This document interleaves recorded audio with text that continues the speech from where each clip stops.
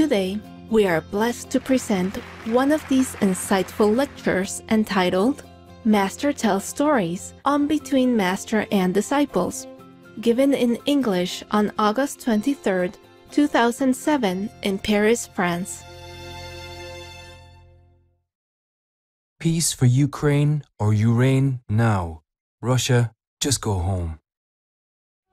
Giá thơm môi sữa mật, môi hồng như châu sa, trán rộng miền cát trắng, tóc xanh tựa lụa la. Okay, you have some story, you have some story.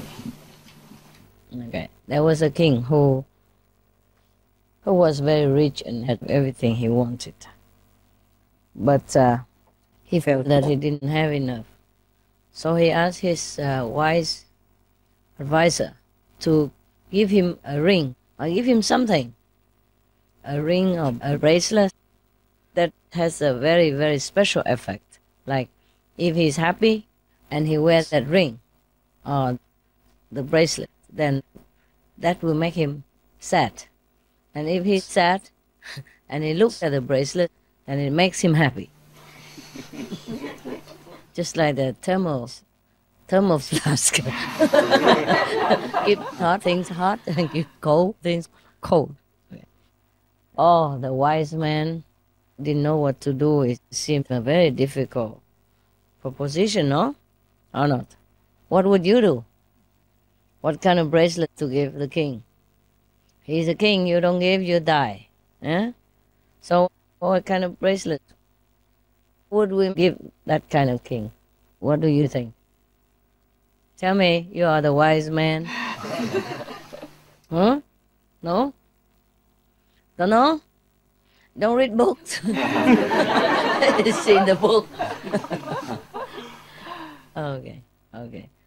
Yeah, they met each other, yeah. They went to a meeting with each other and they decided they would make him a bracelet with an inscription on it. What kind of inscription? You already told the story. You heard the story? Similar, you talked about it. You put down something like everything passes.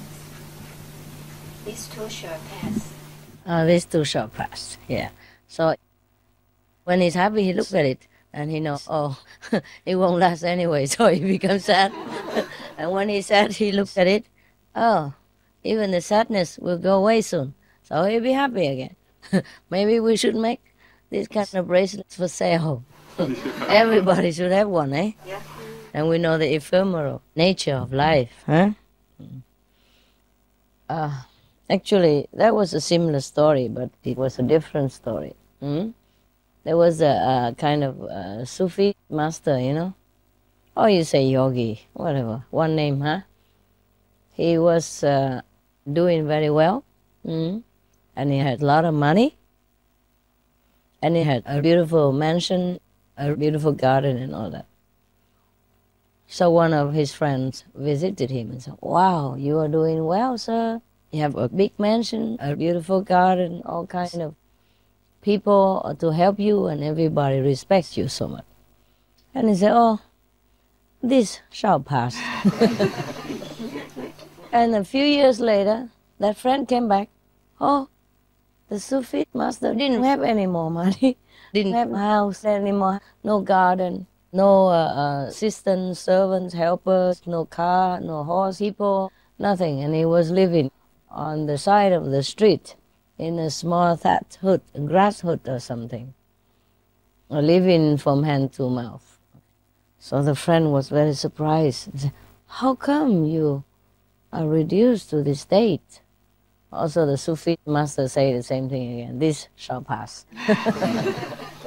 And a few years later, the friend came back, the master had a house again, a nice garden, a lot of assistants, a lot of horse people, a lot of trees, a lot of cars, a lot of people coming in and out, and everybody respects him again, and he's doing well again.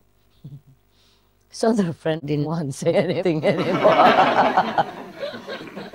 What if he says something and he says, this too shall pass, then he might not have anything anymore. So in case you feel very miserable about the 10 condition outside and the lack of luxury bathroom, think about that.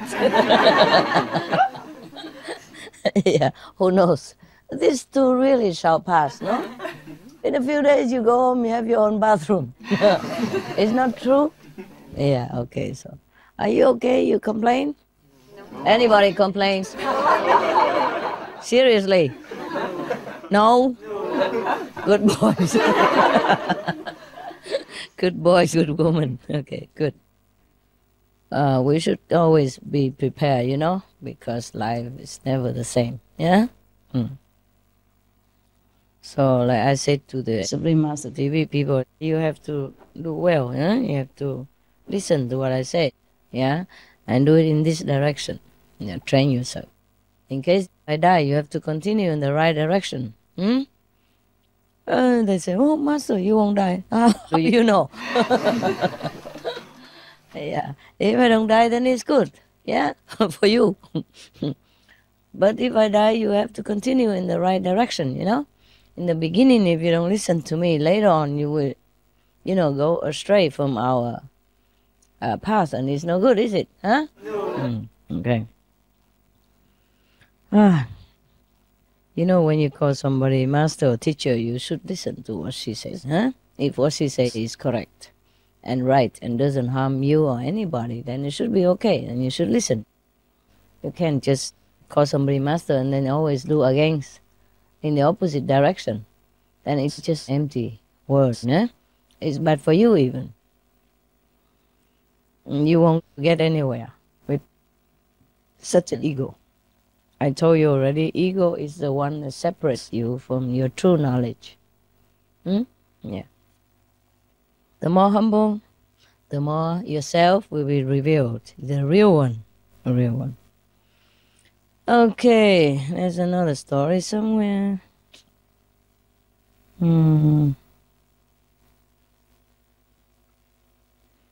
Okay, this is what it is. This is a story of one of the Arabian people. There's a man called Muhammad, son of Isa. He was one of the very good friends of a commander of the religious order at that time. It means big time, you know. He was a big one and always very wealthy and respected by everybody. And he could think very well. He could talk very well. He had eloquence. Yeah. So he was above everyone else at that time. One day he was riding on his horse person. The horse person was bedecked with all kinds of beautiful cloth, beautiful carpet, you know, and gold, silver, cling, cling. And accompanying him were a lot of attendants, yeah, and everybody worshipped him, praised him, and it looked a very grand procession. So the people asking each other, who is this man? Who is this man? So dazingly bedecked, so well mounted, so rich, so magnificent. Yeah. And then one of the old women who was hobbling along said, oh no, that is a poor man. He is not rich because Allah has denied him the favor. That's why he has such a vanity. After hearing this, Muhammad, the son of Isa, dismounted at once from his gorgeous horse person and admitted that indeed this was his condition. And from that moment, he abandoned all desire for outward show and wealth and lived a humble and simple life devoted to God's knowledge. Lucky guy. Lucky guy that he knows he has a problem. Yeah? The one who knows he has a problem will be cured of problems. Yeah? The one who thinks he doesn't have problems, yeah, dies with problems. Did I tell you the story about the guy who is very rich and he wanted to stay a little longer on earth, but the angel of death didn't let him? No? Okay, then we'll tell that story. Similar story, you know. Today we talk about jokes, laughter, and money. Terrible old subject. What a master. Yeah, that's all you wanted to hear. Money and one of those things. No, I'm kidding. There was a guy who was very, very rich. But he was very stingy. Yeah? A miserly man. So when he died, he had hundreds of thousands of dollars at that time. Gold pieces, yeah. He had a lot of houses, a lot of land, a lot of buildings, and he rented them out and collected more money all the time. You know, landlord. And then he was thinking to himself, okay, now I have everything. Maybe I should just relax for a year, you know, and not thinking of making money anymore. My God. If a miserly man can think like that, he's already a little enlightened, huh? So he started stopping, you know, doing business to relax for a year. But as soon as he wanted to relax like that, to live comfortably, easily, leisurely, and then the angel of death came and dragged him away. Oh, he was very, very afraid and reluctant to part with life and all the money and the wealth that he had accumulated. So he said, oh, please, let me live for a little longer to enjoy, you know, a little bit what I have been working for. The angel of death said, nope. And then later he wanted to bribe him. He said, okay, if you let me live, yeah, 1 more month, I will give you 1/3 of my possessions then. How about that? Do you think the angel of death would be tempted by that? Think he can make use of his money? Oh, no, you are so wise.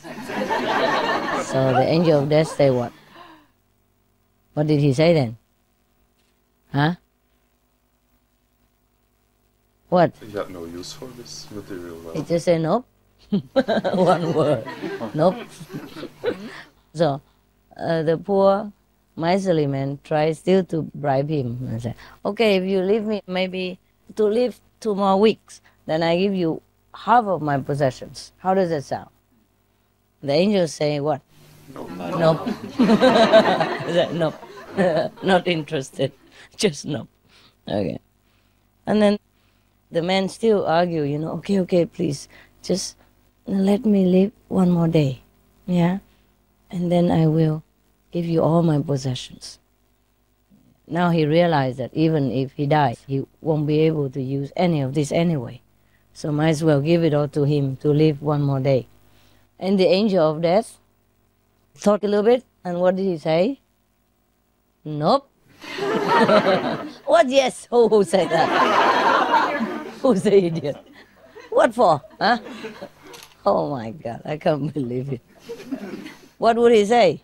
What can the angel of death do with the money? Huh? It's nothing to do, but to continue the story, I thought he might say yes. Oh, he would say yes, then the story would continue? Joking. Okay, so he said nope again, okay? What would he say? Huh? Tell me again. What will the angel of death say in that situation? No. Nope. Right. Now the miserly rich man realized that with all his wealth, he cannot buy anything at all at the time of death. So he said to the angel of death, okay, I understand now, but please let me live just a few moments longer so I can write something down. Yeah. So the angel of death said, okay. Simon said yes. So he sat down, grabbed a pen, got a notebook and wrote down something like, man, he didn't say woman, eh? Sorry. Man, make use of your life. Yeah. I could buy not 1 hour for $300,000. I mean, gold pieces. So make sure that you realize the value of your time. You understand now? Yes or no? Yes. Okay. How do you understand it? Tell me. Tell me. Huh? One of you. Any of you. How do you really understand this story? Don't just yep, nope. Have to really understand. So how would we make use of our time then? Find God. Practice spiritually. What? Practice. Find God. Find your true Find self. God and yourself? Sounds very classical. Anybody else have a brighter idea? Huh? No? All this eloquence is gone. Who cut your tongue? That's it? Huh? All the things like time and love are not for sale, not for buy. Time and love? Does it say love in here? It's only about money, honey. So what is your meaning? Well, that yeah, they're not for sale. So the more money you have, so much money you can buy it anyway. So if you have it, treasure it because it's priceless. If you have money, treasure If it. you have time and Time. then treasure it because they're priceless. Yeah. Do we have time? Huh? And we don't know how much. Yeah, normally not. But what do you do with your time normally? Life is a gift and make something out of it. I know, but how? What? Help others. Use the money to help others, maybe. Talking is nice. Actually, it's getting better, you know. Even the Pope is helping somebody in Peru. Had he done that before? I mean, personally like that? Huh? Yes? It's the first time I heard it, but maybe I didn't hear much before.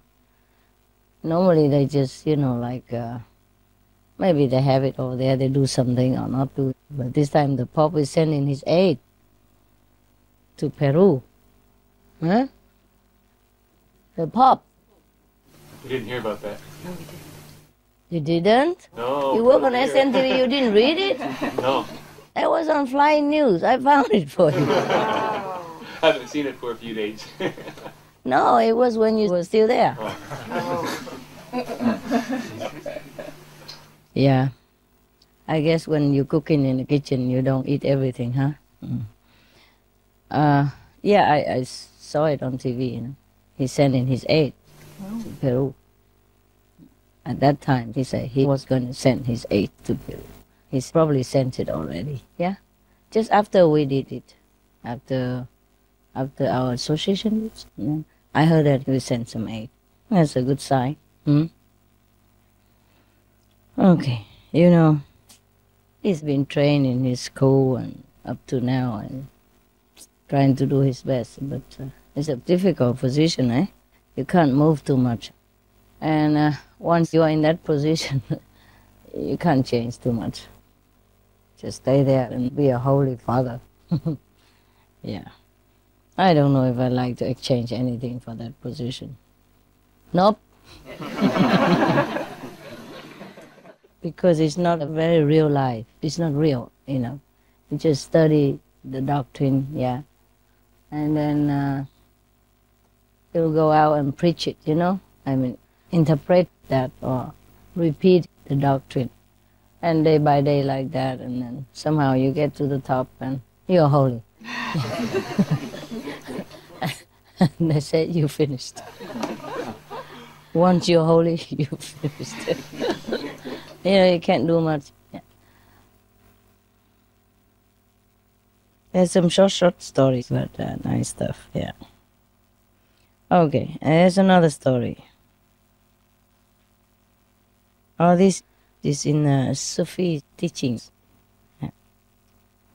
Oh, there was a man, they call him a crazy guy. And he had never been to church, prayer, congregation, or done anything so holy like that. Yeah. So the people felt very sorry for him. So they gathered together and decided they have to really induce him to go into the prayer holy congregation. Okay, he went there, but as soon as the leader of the prayer started to recite, the madman started to bellow like an ox person, moo, all the time. and the people who dragged him there feel very, very bad about it. So they were shaking their heads thinking, this man is too mad to be of any good, to convert him into anything. It's not possible at all to convert him into anything because he's too mad. So they drag him out. Yeah? And afterward, after the congregation and prayers, ceremony finished, they still have a little compassion. So they came and tried to teach him, teach the madman something. And they said to him, you really have no idea about God? Huh? That you should make such a noise, like a cow person, in the middle of a holy prayer congregation. Why did you do that? The madman say, I was only doing what the prayer leader was doing. Because when he intoned the prayers, he was buying an ox person. Yeah. So I spoke like an ox person. You don't understand, huh? No. It's coming. So when this strange remark was reported to the leader of the prayer, then he admitted, he confessed, he said, oh, when I was saying God is the greatest, I was thinking about my farm. And when I got to the phrase like, praise to God, I was thinking of buying an ox person. So it was true. And at that moment, I suddenly heard something strange bellowing like an ox person. Thought I was a madman. So do you understand what it is? Yeah? No? Why you knit your brow like that? What is it that you don't understand? Huh? I'm not sure. I'm not sure you understand. Anybody understands? The madman was a master or a wise man.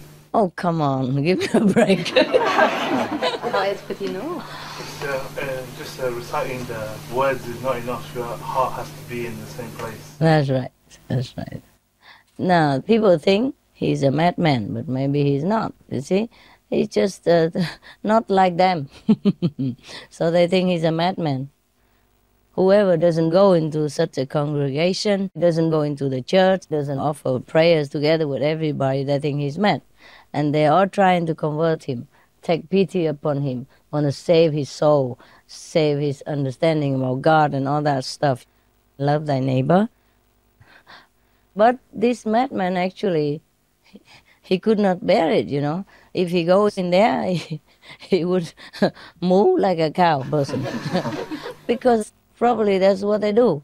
Or another day, maybe he would chip like a bird person. If the prayer leader was thinking of buying a bird person or feeding a bird or something, then maybe he just attuned to that. So because he's so sensitive, yeah, he can see through people's hearts. And people think he's a madman, yeah, because he doesn't do what they do, like going to the church and singing out loud and praying like those people. Yeah, and those people were supposed to be very holy, leader of the group and priest and all that, but they did not truly concentrate on what they were doing. That's what it is. So the bottom line here is that it's your heart that counts. Yeah? Okay. Yeah, you can go to the church, but then you have to concentrate. Huh? The same when you go on retreat and all that. If your energy, your mind is not concentrated on here, then you will be a kind of disturbance, because our energy has to be like one, you know? Everybody, one goal, and everybody has to think in the same direction, concentrate and let go of all the mundane stuff. But if your mind is not set on that, then you will be like a sore thumb. You're sticking out and disturbing other people. You know, the sensitive ones. The non-sensitive maybe not, but the sensitive ones maybe. Because you're not one with what you're doing. You're not one with the congregation. You are here, but you're not here. Yeah? Anyway, sometimes I see people stick their head through the window there, but they're not really looking at me. After a while, I look at him. He's not there. He's looking, hoping the cloud will fly through the ceiling or something. Looking at the ceiling, you know, or the scaffolding, something like that. So what's the point of sticking the head through the window there? Like the customer of the barber today, how long is the wait? Make sure that the barber is busy and then he's doing something else. Sometimes I tell you as a joke, but in reality it's like that. Some people don't concentrate on what they're doing. They don't value what they have got, you know. Sometimes come in just for fun or just to be in the crowd or just to spot a blonde or something, who knows. Or maybe a choco. Are you looking for a choco? Yeah. So this is like a funny thing that we have read, but it can apply to us also. Of course, sometimes your mind wanders. Your mind wanders. It's normal, sometimes. But it's not like you come here with that intention, on purpose. Come here just to be in the crowd or to have fun, or why not? You know, or nothing better to do, or bored, or something like that. Do you understand me? Yes. Yeah? Then it is very bad for you, and bad for other people as well. You come here and you ruin the good atmosphere of other people who have been working hard to achieve it. Yeah? You come here with a low intention, and it's very disturbing. It can be like piercing your skin, that kind of energy, or very disturbing.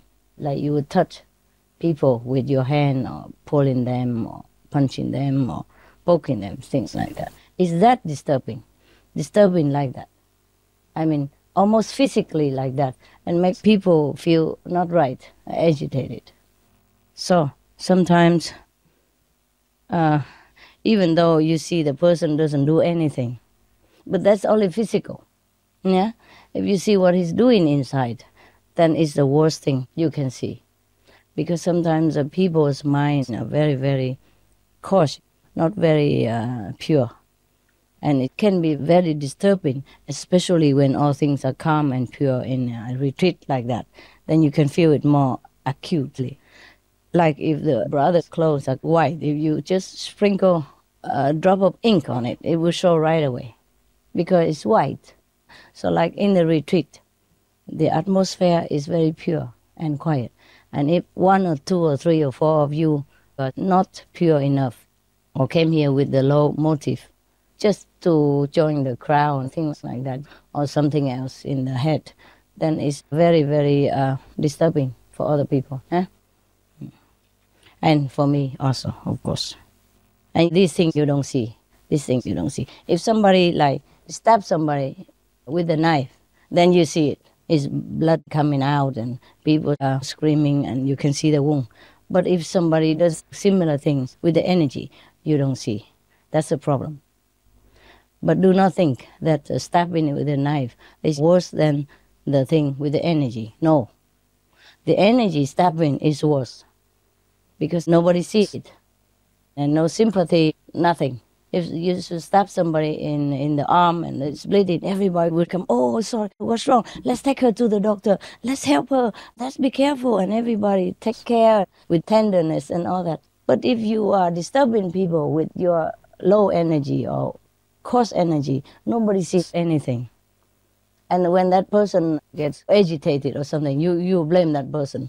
You say, oh, why you get mad for nothing? Nobody did anything to you. Because the energy is the thing you cannot see. And sometimes you can see, it depends on how open you are. So make sure your inside is clean, okay?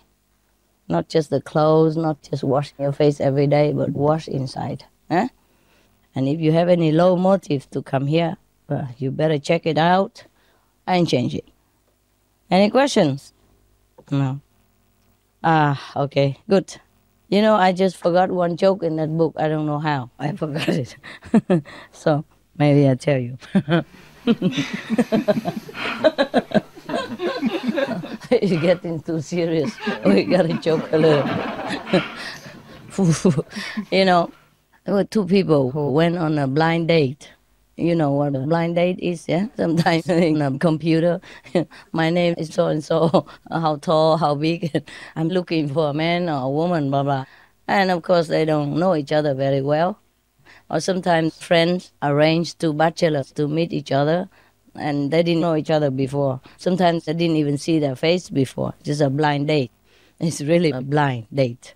So there were two people who went together on a blind date, a man and a woman, of course. And after a while, they were so bored, you know, it's a boring blind date. Suddenly, one friend, a friend of his, called him on the phone, and he stepped from the table of the restaurant, went outside and talked with a friend for a while.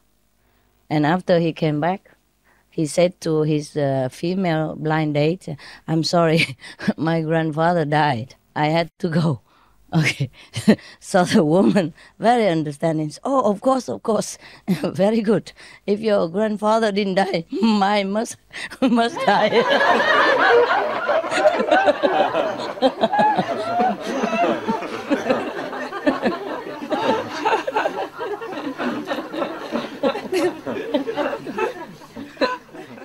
Good, huh? Okay, I thought there was a very good one. Okay. All right, then, meditate again or sleep, whatever. Are you okay still? Yes. Not very tiring sitting all day, all night? No, It's okay. No? it's getting really quick now. Truly? Yeah. Yeah? Uh-huh. You all have the leaning, that's why, right? The sleeping has been good, right? No, actually, only when I'm in here with a lot of light and a lot of people and you don't meditate, so your temperature rises up. But if you're alone in here, you know, without the interference of this woman and no light, then your temperature sinks down. And then you're very calm, just the right temperature. Yeah, this weather is very nice, really. It's just very nice. The first day I came, I felt so nice, so peaceful. Okay, have a good night. Sleep, good sleep. Okay, thanks. Remember God, you are divine. Have a good night. Remember